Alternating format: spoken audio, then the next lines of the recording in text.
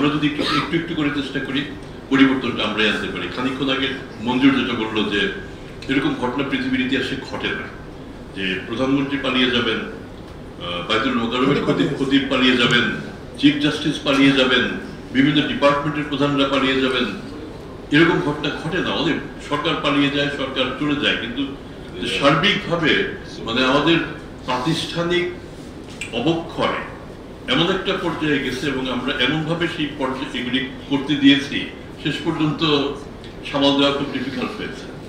আমরা যখন 1971 সালে দেশ স্বাধীন হলো, 16ই ডিসেম্বরের পরে হঠাৎ করে একটা বাহিনীর আবির্ভাব ঘটলো, সেটাকে আমরা তখন বলতাম 16 ডিভিশন। এবারও কিন্তু আপনাদের সামনে আরেকটা সংকট, এখন ভুয়া সমন্বয়ক 5th অগাস্ট ডিভিশন। যে কাজে এটাও আপনাদের সামাল দিতে হচ্ছে আমি জানি। আমি আমার অফিসে এরকম ভুয়া সমন্বয়ক পেয়েছি। প্রথমত সমন্বয়ককে, ইনি ভুয়া সমন্বয়ক আর প্রকৃত সমন্বয়ক, তাকে তো অবৈধভাবে তাকে সুযোগ দেওয়ার আমাদের কোনো কারণ নাই।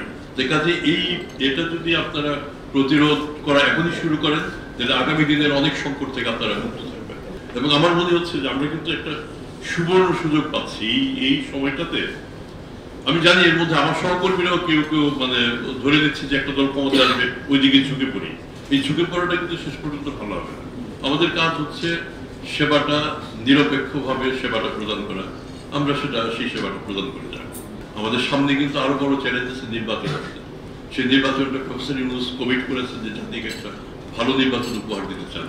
এবং প্রফেসর ইউনূস তো নিজে আর রিটার্নিং অফিসার হবেন না, এসে আমাদের এইভাবে মাঠে নেমে তদারকি করবেন না। এই কাজগুলি আমাদের সবার করতে হবে। আমরা এদিকে যারা আছে ওইদিকে যারা আছে আমাদের সবারই করতে হবে। কাজে সেখানে আমাদের একটু সক্রিয় হতে হবে। আমি জানি আমাদের যে কাজটা হওয়া উচিত, দুদকের কাজটা বেশি কাজ হওয়া উচিত ভবিষ্যতে যাতে দুর্নীতি না হয়, একটু কম কাজ হওয়া উচিত যে এখন যাতে দুর্নীতি না হয়, আর আগের দুর্নীতি যাতে সেটার উপরে খুব আরো কম সময় নেওয়া উচিত। কিন্তু দুর্ভাগ্যবশত আমরা আগে কি দুর্নীতি হয়েছে এটা নিয়ে কিন্তু আমরা শতভাগ সময় প্রায় কাটিয়ে দিই। যে কাজে আমাদেরও পারসেপশনে একটা বড় রকম ভুল আছে, এই ভুল থেকে আমাদেরও বেরিয়ে আসতে হবে।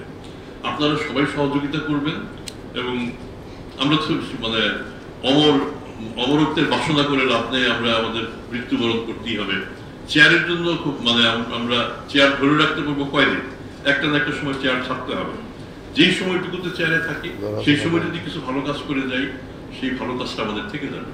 একটা ব্যাপার সত্যি যে স্বামীর ইনকাম কত কিংবা মেয়ের বাবার কিংবা ছেলের বাবার ইনকাম কত, এটা তারা জানে না মনে করার কোনো কারণ নেই। তার বেতনের স্কেল কত টাকা তার পক্ষে আয় করা সম্ভব, এটা তারা সবাই জানে।